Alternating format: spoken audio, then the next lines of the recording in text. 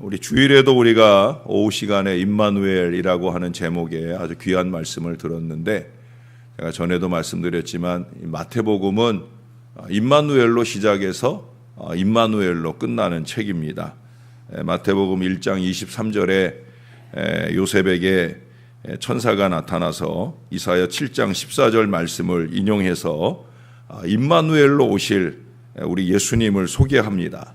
또 예수님께서는 다시 마태복음 28장 제일 마지막 절에 이르러서 이 땅에서의 유언적인 말씀으로 볼지어다 내가 세상 끝날까지 너희와 항상 함께 있으리라, 바로 이 임마누엘의 약속으로 그 말씀을, 그 생애를 마치는 것을 보게 됩니다. 복음은 이것입니다. 바로 임마누엘, 이게 복음이에요. 하나님께서, 하나님과 동등하신 예수님께서 그 자리를 버리시고 인간의 몸으로 우리 가운데 오셨다. 왜? 임마누엘 하시려고 오셨다.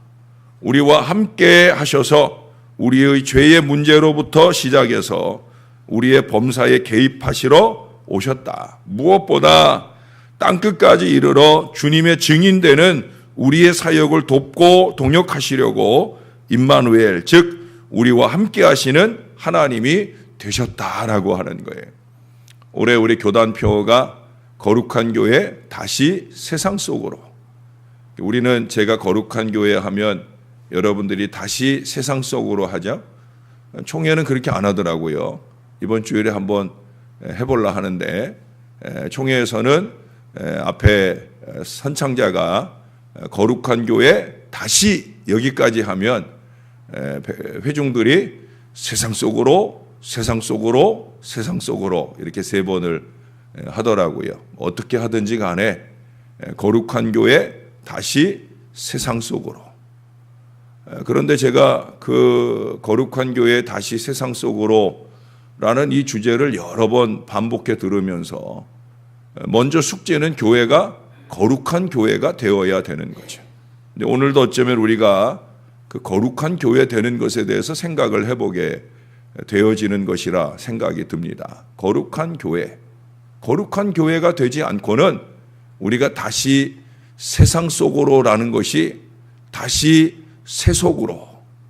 제가 총회 회의를 이렇게 쭉 4일 동안 참석하고 지켜보면서 어쩌면 우리가 이 거룩한 교회라는 이 숙제를 해내지 못하면 우리가 다시 세속으로, 세상 속으로 가서 세상을 변화시키는 복음의 능력을 일으키는 것이 아니라 교회가 다시 세속으로 빠져드는 이 어리석음 가운데 치닫게 되지 않을까. 바로 오늘의 말씀도 그런 의미가 새겨지는 것이 아닌가. 세상은 어쩔 수 없이 우리가 발 붙이고 살아야 되는 세상인데, 그 세상에 나아가는 저나 여러분이 거룩한, 이 거룩한 교회, 거룩한 성도의 모습들이 회복되지 않은 채 간다고 하면 다시 세상으로, 오늘도 예배 마치고 우리가 다시 세상으로 또 가지요. 그냥 가는 거예요. 그냥 가서 아무 복음의 능력을 나타내지 못하고 무엇보다 임마누엘성을 나타내지 못하는 가운데 살아갈 수 있다는 거죠. 여기 오늘 이스라엘 백성들에게도 이 믿음이 있어요. 이스라엘 백성들은 예수님 이전에 이미 임마누엘의 신앙이 분명합니다. 예수님 이전에 그들에게 있어서의 임마누엘 신앙은 무엇으로 표현되느냐? 첫째는 법궤로 표현되고 두 번째는 성전으로 표현이 되죠. 법궤가 뭐예요? 임마누엘의 상징이에요. 하나님이 함께 하심의 상징이에요. 그래서 그들은 어디를 가든지 법궤를 앞세우고 갑니다. 법궤와 함께 갑니다. 무엇보다도 법궤를 앞세우고 가는 자리는 바로 전쟁터예요. 전쟁의 자리에 법궤를 앞세우고 가요. 그 법궤를 가지고 가면 승리할 수 있다 확신으로 갖고 또 많은 전쟁에서 승리를 했어요. 그러나 안타깝게도 그 신뢰가 깨어집니다. 바로 엘리의 두 아들 홈니와 비느하스의 폐역에 의해서 법궤는 임마누엘이다 라고 하는 생각, 그 공식이 무너져 버렸어요. 홈리와 비느하스가 주는 교훈이 뭐예요? 법궤와 함께 갈지라도 우리가 그 법궤에 합당한 신앙의 모습이 없으면 법궤는 아무것도 아니다. 그 교훈을 우리에게 주는 거예요. 아니, 이스라엘에게 그걸 교훈합니다. 그래서 그들이 그러한 법궤와의 관계, 신뢰가 무너지게 되는데, 그래서 이제 여기 다윗과 솔로몬 시대를 지나면서 바로 임마누엘의 대상이 달라지는 거예요. 이제는 법궤가 아니라, 물론 법궤를 모셔둔 지성소가 있는 성전이긴 하지만 법궤 중심성에서 성전 중심성으로 바뀌어요. 그래서 성전, 그것이 곧 임마누엘의 상징이 되어집니다. 성전에서 기도하고 성전을 향해 기도하는 거예요. 하루에 3번 기도 시간마다 성전을 향해 그들은 어디에 있든지 간절한 기도를 드려요. 지금도 마찬가지예요. 전 세계 어디에서나 그 3번 기도를 완벽하게 지켜나갑니다. 어쩌면 이슬람의 그 기도의 문화도 바로 이 이스라엘의 성전 중심의 기도의 문화에 영향을 받았다라고 보여질 정도로, 그만큼 전 세계 유대인들은 성전을 향해 하루에 3번 어김없는 기도를 이어갑니다. 오늘 본문의 이 말씀에 보면 임마누엘과 임마누에겔의 대결이 되는 것을 보게 돼요. 8절 하반절에 보면 북이스라엘의 여로보암을 중심으로 그들은 금송아지가 그들과 함께 있다고. 송아지라고 하는 것이 히브리 말로 하면 에겔이에요. 에겔. 그러니까 임마누에겔. 그들은 송아지와 함께 와서, 거기 8절 하반절에 그러잖아요. 너희를 위하여 신으로 만든 금송아지들이 너희와 함께 있도다. 왜 북이스라엘 사람들이 송아지를 가져왔겠어요? 금송아지를 가져왔겠어요? 옛날 이스라엘이 하나님 함께 하시는 상징으로 법궤를 들고 다녔으니까, 그게 몸에 배어있는 북이스라엘이 법궤는 자기들에게 없고 자기들이 단과 베델에 만들어 세운 이 금신상을 임마누에겔로 함께 가지고 온 거예요. 그러나 오늘 이스라엘은 12절에 보면 남유다 사람들이죠. 죄송합니다. 남유다 사람들은 임마누엘로 무장을 합니다. 12절에 보니까 시작이 그러잖아요. 하나님이 우리와 함께 하사. 우리는 임마누엘 군대라는 거예요. 너희는 임마누에겔의 군대냐? 우리는 임마누엘의 군대다. 그렇다고 법궤를 가져온 건 아니에요. 예. 그러나 그들은 어쩌면 전쟁 중에라도 하나님 앞에 기도하는 그 시간을 지켜낼 정도의 뜨거운 마음을 가지고 하나님이 우리와 함께 하신다 하는 이 신앙적인 간절함을 가지고 지금 전쟁에 왔다는 거예요. 그래서 12절 하반절에 보면 자기들과 싸우는 것은 곧 하나님과 싸우는 거라고 말할 정도로 아주 확신에 차 있는 걸 보게 됩니다. 만일 하나님과 싸우면, 자기들과 싸우면 절대 형통하지, 즉 이기지 못한다고 말하는 거예요. 이번에도 그 총회에 가보면 총회에 가는 첫날 입구에서부터 마지막 날, 거의 마지막 날까지 싸우는 교회들이 많이 와 있어요. 우리 싸움을 좀 잘 해결해 달라고 핏깃도 들고 오고 여러 가지로 자기들 주장을 호소하기 위해 노력을 해요.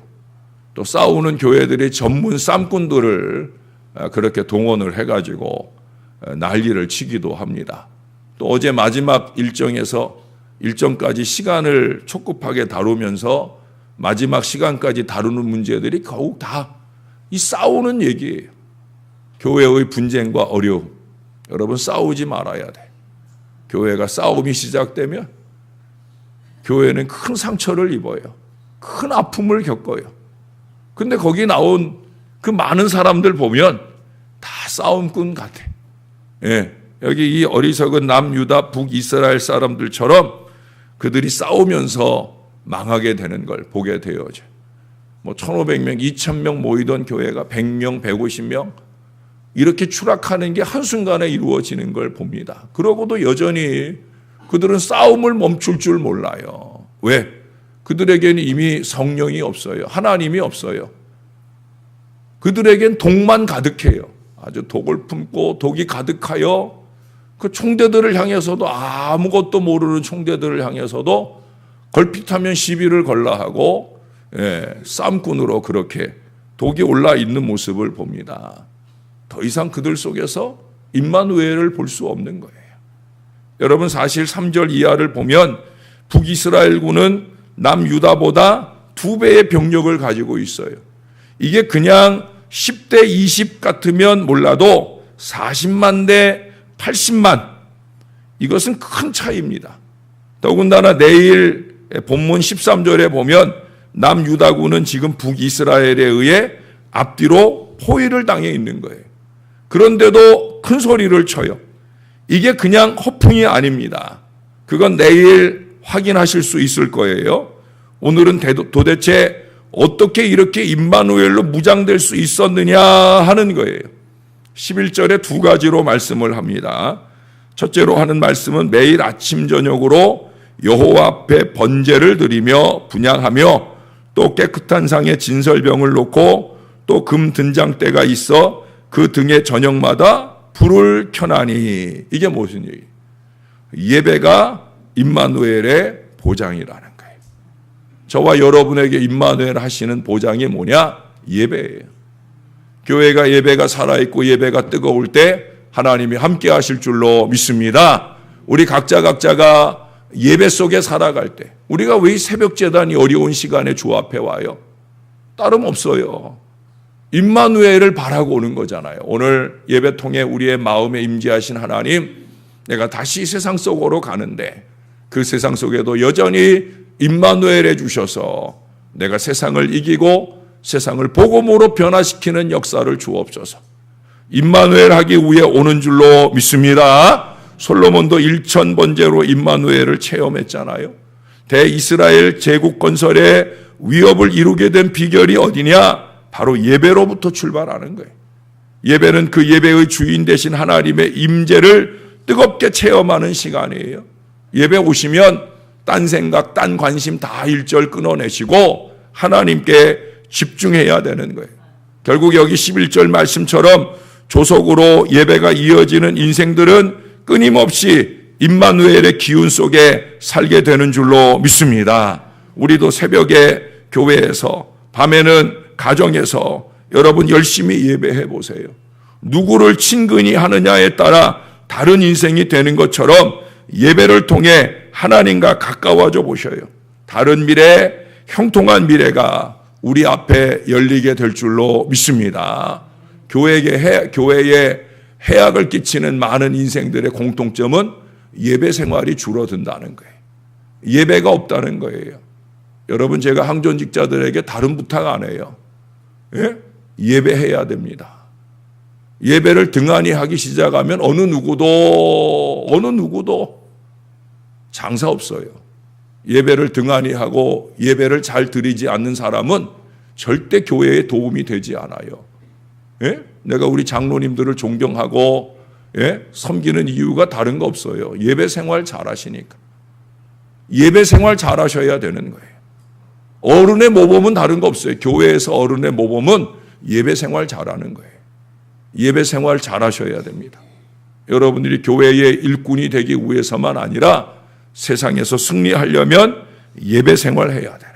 자기 안에서 끊임없이 예배 운동을 일으켜야 됩니다. 늘 예배, 항상 예배가 늘 임마누엘, 항상 임마누엘의 은혜로 산다는 것을 잊지 말아야 돼요. 예배의 연속 속에 산다는 것은 하나님께 영광이 되기도 하지만 결국 임마누엘의 보장을 받는 내게도 큰 유익이 되어지는 줄로 믿습니다. 총회를 진행을 해도 아침에 8시에 예배를 해요. 여기저기서 많은 사람들이 아침 8시까지 오는데 8시까지 오는 사람 반도 안 돼요.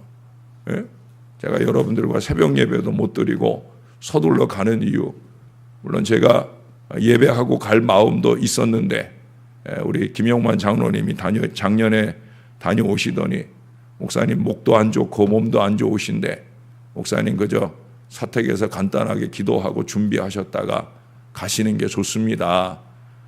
처음에 저보고 목사님 제가 간곡하게 부탁할 게 있는데 이거 꼭 들어주세요. 그래서 저는 또 뭔가 솔직히 조금 걱정되는 마음으로 뭔데요 장로님 말씀해 보세요 그랬더니 목사님 하면서 좀 전에 제가 말씀드린 목사님 목도 많이 안 좋으시고 마음이 너무 아팠어요. 목사님 몸을 좀 잘 보호하시고 그리고 총회 가셔요. 대부분 총대들 서울에서 오는 총대들은 다 9시 넘어서 회의 시작할 때쯤 와요. 저는 안 그랬어요. 하루하루 예배 꼭 드리고 예배 속에서 찬양대가 찬양할 때도 제가 손들고 하나님 앞에 그 찬양을 영광 받으시도록 예배를 드리고 늘 목사는 이 앞에서 예배를 인도하는 입장인데 그렇게 예배의 회중의 자리에서 예배를 드릴 기회가 많지 않잖아요. 그래서 그 예배를 소중하게 생각하고 그 예배를 하나님께 연락되도록 잘 드렸어요. 그렇게 예배로부터 시작된 총회가 되어야 임마누엘이 되는 거죠. 그래야 성총회가 되는 건데 그 의식들이 우리 목사님 장로님들에게로부터 시작이 되어야 하고 그것이 우리 모든 성도들의 마음에 살아있어야 될 줄로 믿습니다. 따라서 한 번만 해보십시다. 예배의 승리자가 되어야 삶의 형통이 이어진다. 믿습니까? 이건 신앙의 진리예요. 절대 그렇습니다. 여러분 주변에 잘 되는 사람들 보셔요. 다 예배 생활의 승리자예요. 예배 등한히 하지 마시고 예배 열심 내시기를 주님의 이름으로 축원합니다. 11절 하반절에 두 번째 얘기하는 게 뭐예요? 우리는 우리 하나님 여호와의 계명을 지키나 너희는 그를 배반하였느니라. 그게 무슨 얘기예요? 하나님의 말씀. 우리는 우리 하나님의 계명을 잘 지키는데 너희는 뭐냐? 너희는 그 하나님의 계명을 외면하지 않았느냐. 이 차이가 크다는 거예요.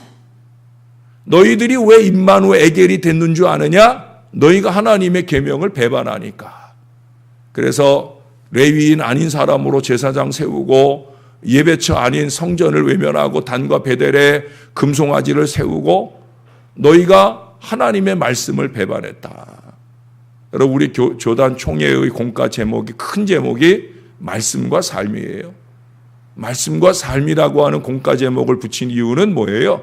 말씀을 지키며 살자는 거죠. 말씀을 이루며 살자는 거죠. 그저 말씀을 배우는 시간이 아니에요. 그 말씀을 가슴에 새기고 그 말씀을 삶으로 이어가자. 여러분 우리가 리더 헬퍼들에게도 공과를 나누고 그 공과를 여러분 사랑방에서 공부하잖아요. 그게 말씀과 삶이에요. 말씀을 삶으로 이어가자. 왜? 예수님은 말씀이신 하나님이 성육신, 육신이 되어 우리 가운데 오신 거잖아요. 그러니까 저와 여러분이 임마누엘 하시는 예수님을 품고 살려고 하면 다른 거 없다는 거죠. 제2의 성육신, 말씀을 우리의 삶에 거룩하게 이루어 갈 때 주님은 그 가운데 끊임없이 임마누엘로 오시게 되어지는 줄로 믿습니다. 하나님의 궁극적인 뜻이 뭐예요? 로마서 8장 28절에 말씀하듯이 우리가 알거니와 하나님을 사랑하는 자, 하나님을 사랑하는 자, 곧 그 뜻대로 부르심을 입은 자들에게는 모든 것이 합력하여 선을 이루느니라. 우리는 뒤에 것만 붙잡으려고 그래요. 모든 것이 합력하여 선을 이루는 형통만 붙잡으려고 그래요. 그러나 전제가 있잖아요. 하나님을 사랑하는 게 뭐냐? 그 뜻대로 부르심을 입는 거예요. 그 뜻대로 살아가는 거예요. 하나님의 뜻은 다 외면하며 살면서 하나님을 사랑한다고 함부로 말하고 그보다 더 모든 것이 합력하여 선을 이루기를 바라는 얄팍한 마음으로 살아요. 그건 얄팍한 거예요. 하나님이 그 얄팍함을 다 알고 계신다는 사실을 잊지 말아야 돼요. 하나님의 주권적인 뜻대로 저나 여러분이 순종하고 살아가는 이 믿음의 노력이 있을 때 한 구절 하나님의 말씀이라도 놓치지 않고 그 말씀을 들으며 그 말씀대로 살 간절한 열망이 우리 가운데 있을 때 하나님이 저와 여러분의 모든 것을 합력하여 선을 이루시는 역사가 나타나게 될 줄로 믿습니다. 이스라엘이 나라 없는 가운데 2000여 년 이상을 살아왔지만 전 세계에 흩어져서 그들이 경제 분야에서나 노벨상 분야에서나 두드러지게 그들이 두각을 나타내는 이유는 다른 거 없어요. 어떻든 그들의 조상들이 하나님을 외면하고 멸망하게 되었지만 그 후손들이 그들이 모여지는 곳 10가정만 모이면 회당을 짓고 그곳에서 예배하고 그곳에서 말씀이 선포되고 선포된 그 말씀대로 그들의 후손들을 키우고 살아가려는 바로 그 몸부림 속에서 그들은 위대한 이스라엘을 이루어 가게 되고 있는 거예요. 저나 여러분도 마찬가지예요. 여기 오늘 남유다의 선지자 스마야의 아비야가 분명하게 선포하잖아요. 우리는 우리 하나님 여호와의 계명을 지키나 너희는 그를 배반했다. 배신했다. 하나님을 배신하는 게 다른 거 아니에요. 말씀대로 살지 않으면 하나님 배신하는 거예요. 교회 열심히 다니는 거, 죄송하지만 예배 생활 열심히 하는 거, 그러고도 세상에 나가서 세속적으로 살아가면 그것은 하나님을 배신하는 거예요. 하나님 배신하면 안 돼요. 하나님 배신하면 안 돼요. 임마누엘 하시는 하나님을 원하시면 그 하나님의 뜻을 따라가는 저와 여러분이 되어야 하는 거예요.